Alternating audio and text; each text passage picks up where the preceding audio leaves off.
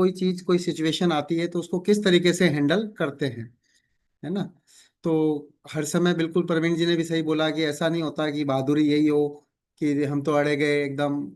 वो सिचुएशन देख के जैसे भी आपको करना है, इसमें कोई हार या जीत का प्रश्न नहीं होता। कहते हैं ना कि एक वो छोटी सी लड़ाई जीत लो या एक पूरा युद्ध जीत लो। तो आपको कई बार पूरा युद्ध जीतने के लिए एक छोटी मोटी लड़ाई हारनी पड़ती है कई बार, है ना। तो ऐसा कोई टेंशन नहीं होता कि मतलब अपन ये सोच के लग जावे कि ईगो पॉइंट कि हमने तो बस लगा लिया तो हम लगा के ही मानेंगे। अपन तो सेवा कर रहे हैं, किसी को ऑब्जेक्शन है तो नेचुरल है कि लोगों को जो बड़ी बातें हैं उनके ऊपर ऑब्जेक्शन होना चाहिए, वहां पे तो उनकी हिम्मत होती नहीं है। तो जहां पर अच्छा काम कर रहे होते हैं वहां पर कुछ ना कुछ लोग आके आपको ऑब्जेक्शन करके उल्टी सीधी बातें करना, तो वो हम कुछ भी गलत चीज कर नहीं रहे हैं। और कमर्शियल एक्टिविटीज के अंदर भी हम ये कह सकते हैं कि हम ऐसा कोई किसी से जबरदस्ती कह नहीं रहे हैं, है ना। जिसको अपना हेल्थ चेकअप कराना है वो अपने पैसे दे देवे, नहीं कराना तो मत देवे। हमने तो ऐसा तो कहा नहीं है कि यहाँ पे कोई हमारी एक ऑर्गेनाइजेशन है कि हर जने को इतने इतने रुपए देने ही पड़ेंगे। तब होती है दिक्कत कि अगर आप जबरदस्ती करो। पैसे का भी कंसेप्ट नहीं होता जनरली। हम लोग जो है वो कहते इसलिए हैं, प्रेफर इसलिए करते हैं कि पैसा लेने से थोड़ी उस चीज की इंपॉर्टेंस आती है और आपकी भी टाइम की एक वैल्यू क्रिएट होती है। 50-100 रुपए कोई मैटर नहीं करते हैं किसी दूसरे वाले व्यक्ति के लिए भी, लेकिन उससे पता चलता है कि वो कितना अवेयर है और कुछ करना चाहता है अपनी हेल्थ के प्रति, इसलिए। वरना क्योंकि लोगों को क्वेश्चन करना है तो वो तो फ्री के अंदर भी क्वेश्चन करते हैं।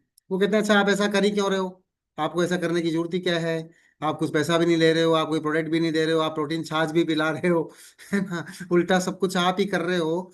तो ऐसा क्वेश्चन बहुत ज्यादा मतलब क्वेश्चंस तो हमेशा रहेंगे, सभी लोगों ने सुनी है। लेकिन मैं आपको वापस से वो एक कहानी भी सुना दूंगा पंचतंत्र की, लेकिन कहना ये चाहूंगा बॉटम लाइन कि करना इंपॉर्टेंट है बजाय कि एनालिसिस करना।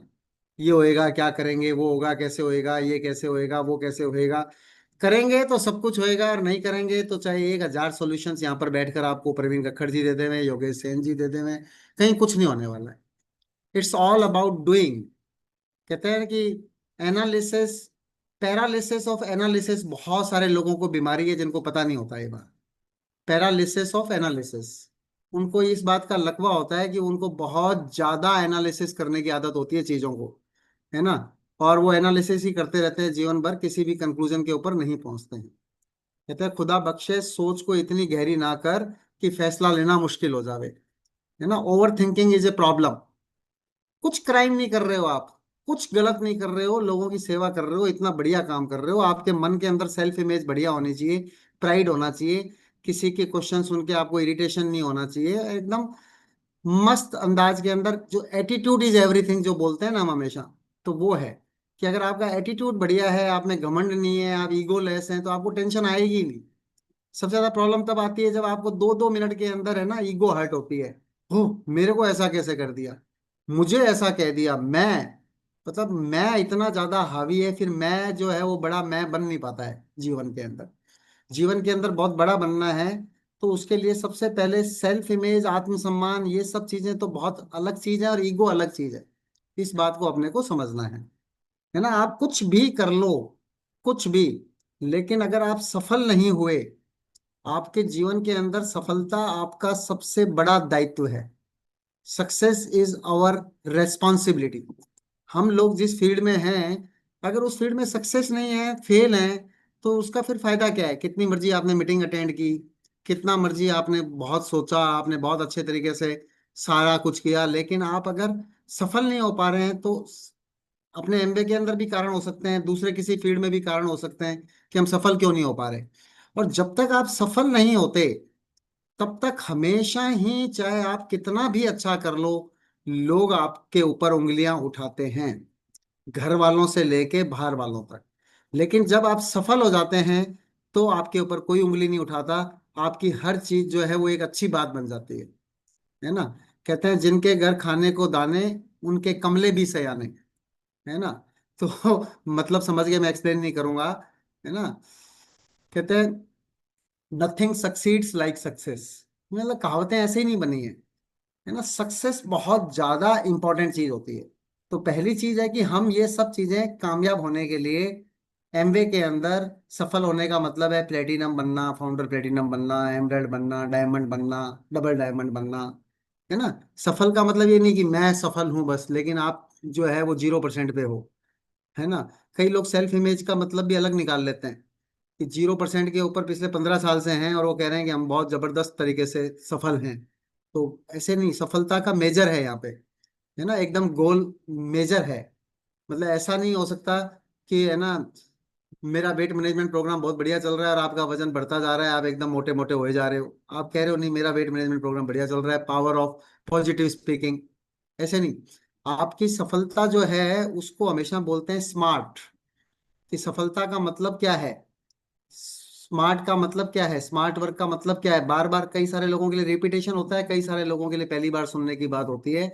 एस फॉर स्पेसिफिक, कि एकदम स्पेसिफिक चीज, जो आपका लेवल है वो स्पेसिफिक है। BFI BBI एकदम स्पेसिफिक है। ऐसा नहीं है मैं सफल होना चाहता हूँ, लेकिन वेग है वो। सफलता का मायने क्या है कि मैं खुश रहूं, है ना, सफलता का मायने क्या है मैं स्वस्थ रहूं, सफलता का मायने ये है ना, लेकिन स्पेसिफिक, क्या चीज स्पेसिफिक, मेजरेबल। जैसे टारगेट, जो आपका वजन कितना कम करना है तो मेजरेबल है ये। A फॉर अटेनेबल, मतलब आपका जो भी टारगेट है वो ऐसा नहीं होना चाहिए जैसे अभी कोई जना सोचे कि आज ही मैंने बिजनेस ज्वाइन किया है और आज ही मैं जो है वो अभी के अभी डायमंड बन जाऊंगा, तो पॉसिबल नहीं है, अटेनेबल नहीं है ना। राशनल होना भी बहुत इंपॉर्टेंट है। 6 महीने चाहिए होते हैं प्लेटिनम बनने के लिए, अभी बचे हुए हैं मई जून जुलाई अगस्त 4 महीने, और कोई कहे कि मैं इसी साल के अंदर प्लेटिनम पूरा कर लूंगा, जिसने अभी तक सिल्वर चालू नहीं किया वो प्लेटिनम कैसे पूरा करेगा। It's not rational. और सफलता गोल अपना जो होता है वो हमेशा टाइम बाउंड होता है। तो जब तक आप सफल नहीं होते, हेल्थ कैंप की बात के ऊपर वापस से आवे अपन, कि जब तक हम सफल नहीं होते तब तक कोई जना कुछ भी कह सकता है। जैसे वो पंचतंत्र की कहानी है कि एक पिता और पुत्र अपने गधे को लेके जा रहे थे एक गांव से, तो सब लोगों ने उनकी बहुत हंसी उड़ाई। तो उन्होंने पूछा कि भाई आप हमारे पे क्यों इतना क्यों हंस रहे हो। कहते तुम बड़े बेवकूफ आदमी हो, मतलब गधा जो है वो खाली चल रहा है और बाप बेटे दोनों जने तुम भी पैदल चल रहे हो। एक जने को तो कम से कम गधे पे बैठ के जाना चाहिए जिसको आराम मिले, है ना, कभी इसको बैठना चाहिए कभी उसको बैठना चाहिए, गधे पे बैठ के जाना चाहिए तो आराम मिलेगा। तो कहते बात तो ठीक है। तो वो क्या करते हैं, पुत्र को बिठा देते हैं गधे के ऊपर। थोड़ी देर के बाद में लोग बड़ी हंसी उड़ाते हैं, कहते हैं आप क्यों हंस रहे हो भाई। कहते हैं यार बड़े बेकार, कितना कलयुग आ गया, तुम देखो बेटा बैठा है और बेचारा बाप जो है वो चल रहा है ना, बेटे को शर्म नहीं है जरा सी भी। कहते हैं यार बात तो एकदम ठीक है। वो जिद करके पिताजी को बिठा देते हैं। जब पिताजी बैठ के जाते हैं तो लोग बोलते हैं कि यार पिताजी को बिठा रखा है, कितना ये दुष्ट इंसान है, इसको अपना बेटा जो है वो पैदल चलते हुए अच्छा लग रहा है, मतलब खुद बैठा है। तो कहते हैं चलो यार ये बात भी ठीक है, दोनों ही बैठ जाते हैं। तो दोनों बैठ जाते हैं। तो अब की बार क्या लोग कहते हैं कि कितने निर्दयी है, गधे के कोई इनको ध्यान ही नहीं है ना, गधे को मतलब बिल्कुल ऐसे दोनों जने बैठ गए, इतना बोझ उसके ऊपर डाल दिया। फिर उसके बाद के अंदर क्या करते हैं, अब कौन सा कॉम्बिनेशन बच गया। तीन चीजों को लेके क्या कॉम्बिनेशन होते हैं, गधा खाली भी चल गया, गधे के ऊपर एक भी बैठ गया, दो भी बैठ गया, ये बैठ गया वो बैठ गया, कोई कॉम्बिनेशन काम नहीं आ रहा, तो लास्ट एक ही कॉम्बिनेशन बचता है पंचतंत्र के अंदर, ये दिखाते हैं फोटो यही होती है कि अब गधे को ही अपने ऊपर बिठा लेते हैं। लास्ट की एक ही चीज बच गई। तो जब तक आप सफल नहीं होते हो तब तक आपके लिए कोई भी जना कुछ भी कहेगा, कोई कहेगा कि यार छोटा सा बिजनेस करने लग गए, क्या ये है ना, लोगों को ऐसे बेवकूफ बनाने का काम करते हो। आपको पता होना चाहिए कि आप सही काम करते हो या आप गलत काम करते हो। हैं, आप दुनिया का महानतम व्यवसाय बिल्ड कर रहे हो खुद के लिए या नहीं कर रहे, ये आपको पता होना चाहिए। अगर आपको आपकी फीलिंग्स लोगों के कहने से बदलती हैं तो इसका मतलब अभी आपने ढंग से नॉलेज ली नहीं है। ये सारा खेल नॉलेज का है और एसोसिएशन का है। कोई भी लॉजिकली मुझे ऐसा प्रूव कर दे, आज तक कभी ऐसा पॉसिबल नहीं हुआ कि हमारा जो बिजनेस है वो किसी भी जने को, एक भी व्यक्ति को कोई नुकसान पहुंचाता हो। वरना ऐसी चीजें देखने को ही बहुत कम मिलती हैं। जो इतना महान व्यवसाय क्यों बोलते हैं इसको, 21वीं सदी का बिजनेस। रॉबर्ट कियोस्की ने क्यों इतनी शानदार किताब लिखी, the business of 21st century. आजकल तो मैं जिस जिस जने को देख रहा हूँ, कोई कहता है मैं रिच डैड पुअर डैड पढ़ता हूँ, मैं ये करता हूँ, मैंने ये पढ़ा, कल भी मेरे साथ लोग गए थे वो ये बोल रहे थे, लेकिन बिजनेस में नहीं जुड़े हुए। लेकिन इन चीजों के प्रति लोगों की अवेयरनेस बहुत ज्यादा आ रही है। जो अपन मैनिफेस्टेशन सिखाते हैं, सीक्रेट की बात करते हैं, आजकल बहुत अवेयरनेस आ रही है। पुराने जमाने के अंदर जब हम बड़े हुए थे तो ऐसी बातें ही नहीं सुनते थे हम। हमारा को कुछ ऐसा सुनने का मतलब नहीं होता था कि अच्छा पढ़ा लिखो बस और अपने आप एग्जाम दो अपने आप होएगा। ऐसा कुछ नहीं होता था कि आप अफर्मेशन करो, आप ये बोलो कि आज आपका एग्जाम बहुत अच्छा होने वाला है, आप मैनिफेस्ट करो, ऐसा कभी हमने सुना ही नहीं था। भी पढ़ाई करो और जाके एग्जाम दो। कभी मैंने बचपन से कभी ऐसा नहीं सुना कि वो बोल रहे कि आप पहले से उसके बारे में बढ़िया सोचो। हालांकि अपने शास्त्रों के अंदर शुरू से बोला जाता था कि रोते हुए जाओगे तो मरे की खबर लेके आओगे, है ना। लेकिन ऐसा इन दिनों के अंदर सारे चैनल्स भरे पड़े हुए हैं, सब चीजें चला हुआ है ना। पागलपन लगता था, बिल्कुल सही बोल रही है नीता। और अभी भी बहुत सारे लोगों को लग रहा है, जो हमारी पीढ़ी के लोग हैं, उनको लगता है ये सब ज्यादा फालतू की चीजें हैं, इन सब बातों में कुछ नहीं रखा है। लेकिन इन चीजों के प्रति अभी बहुत ज्यादा रुझान बढ़ रहा है। तो सब चीजों का अपने को बैलेंस बनाते हुए चलना है। खाली एक चीज से कुछ नहीं होएगा। लेकिन लास्ट एक चीज जो इंपॉर्टेंट होएगी वो वर्क होएगा, है ना। अगर आपने वर्क की सीक्रेट है, अल्टीमेटली आपने कितना भी जादू को अपना लिया, कितना भी आपने अफर्मेशन कर लिए, कितनी भी आपने मीटिंग्स अटेंड कर ली, लेकिन आपने प्रोडक्ट्स यूज ही नहीं किए। मैं ऐसे बहुत लोगों को जानता हूँ जो एमवे बिजनेस के अंदर सफल होना चाहते हैं, लेकिन उन्होंने अभी तक जो है वो प्रोडक्ट यूज करना ही स्टार्ट नहीं किया। तो पहला काम तो प्रोडक्ट यूज करना ही था। दूसरा काम, प्रोडक्ट रिटेलिंग स्टार्ट ही कैसे होएगी जब यूज ही स्टार्ट नहीं हुआ। तो प्रोडक्ट्स के बारे में बात करना, हेल्थ कैंप लगाना, हेल्थ प्लान की बात करना, है ना, नॉलेज रखना और उस नॉलेज को अप्लाई करना, है ना। अपने 100 पॉइंट का बेसिक मिनिमम आज की मीटिंग के बाद में भी अगर अपन ने तय नहीं किया तो अपन ने काम ही नहीं किया। 100 पॉइंट मिनिमम करने हैं, उससे सारी चीजें, सारी कहानी स्टार्ट होने वाली है। काम क्या करना है लोगों को समझ में नहीं आता कि सारी मीटिंग अटेंड करने के बाद, पूरी रामायण खत्म होने के बाद भी समझ में नहीं आ रहा कि राम कौन सीता कौन, है ना। इतनी मीटिंगें अटेंड की, लेकिन मंथ एंड के अंदर जब उनके पीवी देखे उन्होंने खुद ने, तो दिखाई दे रहा है जीरो। Personal PV zero. अब पर्सनल पीवी जीरो, इसका मतलब क्या काम किया अपन ने यार? कोई निर्णय नहीं लिया अपन ने। आप सोच के देखें कि अगर आपने एक दुकान खोली होती और 10,000 रुपये उसका किराया होता, तो किराया तो भरना ही भरना पड़ता ना जी। तो एमवे की तरफ से अगर टारगेट होता है कि आपको इतना मल्टी बिलियन डॉलर बिजनेस करना है, तो आपको 100 पॉइंट करने पड़ेंगे। तो सब जने आराम से कर लेते। लेकिन अपनी आदत ही नहीं है कि जब तक कोई टारगेट नहीं हो, कुछ समझ नहीं हो, तो जब अपन नहीं करेंगे फर्स्ट स्टेप, तो कभी भी सेकंड स्टेप आएगा नहीं। कहते हैं कि जब आप अपना 20वां प्लान दिखाओगे तो वो इतना ज्यादा जबरदस्त होएगा कि आप अपने बिजनेस के मालिक बन जाओगे। लेकिन उसके लिए पहले 19 प्लान करने पड़ेंगे। 19वां प्लान दिखाने के लिए आपको 18 प्लान करने पड़ेंगे। 18वां प्लान दिखाने के लिए आपको 17 प्लान करने पड़ेंगे। जब मैं एक्सरसाइज करता हूँ तो 35 पुशअप्स, 1 से लेके 35 तक की गिनती, उसके बाद रिवर्स गिनती, 34, 33, 32, है ना। तो क्योंकि मैंने उस वाले वीडियो के अंदर देखा था कि इससे दिमाग की एक्सरसाइज भी होती है ना। तो दिमाग को बहुत मजबूत करना पड़ेगा एमवे बिजनेस के अंदर सफल होने के लिए। अगर आपका दिमाग बहुत मजबूत नहीं है, तो आप छोटे मोटे मामा मुमी की बात से ही, आप जो कल मैंने बोला था वैसे ही हो जाएगा, आपका बिजनेस चालू होने से पहले बंद हो जाएगा। तो वर्क इज सीक्रेट, है ना। अपने को अपना काम करना है। काम यही है। उस काम के लिए स्किल मीटिंग अटेंड करने से नहीं होएगा। उस काम के लिए स्किल काम करने से डेवलप होएगा। कितना भी विश्वास आपको, सीमा आपको, आशा जी आपको, इतने सारे, पायल, शांति दीदी कितना भी सिखा दे में कि ऐसे गए जी, ऐसे उनसे बात की, ज्ञान की तो कमी नहीं है। आप गए और आपने बात की, उससे बात बनेगी। आप अगर गए नहीं, आपने बात की नहीं, आपके अंदर झिझक है, आपके अंदर शर्म है, आप किसी से बिजनेस की बात नहीं करते, आप किसी से प्रोडक्ट्स की बात नहीं करते, तो फिर आपका बिजनेस चलेगा नहीं। आप टारगेट सेट नहीं करते, आपका बिजनेस चलेगा नहीं। तो अभी लास्ट की बात आज की, कि कल कल लास्ट दिन है ना। आज 2 तारीख है, 3 तारीख, 4 तारीख से अपना कंसिस्टेंसी रिवार्ड स्टार्ट होएगा। 4 तारीख से लेकर 31 तारीख तक 28 दिन। साकेत जी या विश्वास, साकेत जी को कह दूंगा मैं, वो गूगल शीट डाल देंगे, उसके ऊपर अटेंडेंस लगाना सिखा देंगे। वैसे खुद की अटेंडेंस खुद लगानी है। रेगुलर जो व्यक्ति आएंगे, उन सब लोगों को खुद को ही कंसिस्टेंसी करके बहुत ज़्यादा अच्छा लगेगा। उनके अंदर बिजनेस को लेकर काफ़ी सारी नॉलेज बढ़ जाएगी, है ना। बहुत सारा उनके अंदर विश्वास जनरेट हो जाएगा।